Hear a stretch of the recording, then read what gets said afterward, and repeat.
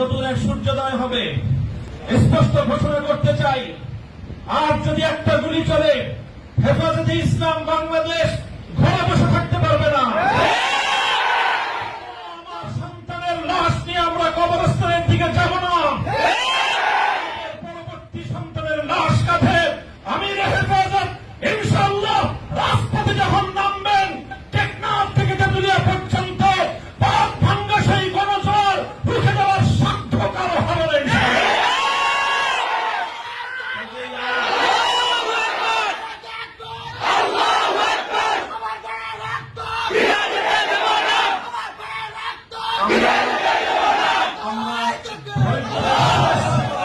করেছি পরিস্থিতি এভাবেই যদি চলতে থাকে, আর যদি আমাদের দেশের জনগণের নিরাপত্তার দায়িত্বে নিয়োজিত আইন শৃঙ্খলা রক্ষাকারী বাহিনী বুলেট যদি আর বন্দুকের নল থেকে আরেকটি বুলেট ছুড়ে, তাহলে বাংলাদেশের পরবর্তী গণ অভ্যুত্থান অবশ্যম্ভাবী হবে।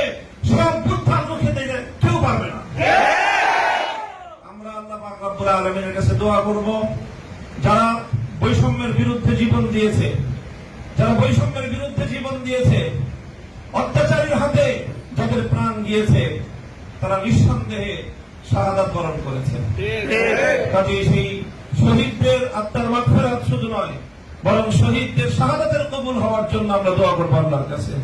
এবং সেই শহীদদের উসিলায় আল্লাহ যেন আমাদের আগামী প্রজন্মকে এভাবে সকল বৈষম্য, জুলুম, অবিচার, অন্যায়ের বিরুদ্ধে রুখে দাঁড়াবার এক অদম্য সাহস যেন আল্লাহ পরবর্তী প্রজন্মের বুকে বুকে দান করেন, সেই দোয়া ইনশাআল্লাহ আমরা করবো। ওয়া আখিরু দাওয়ানা আলহামদুলিল্লাহি রাব্বিল আলামিন।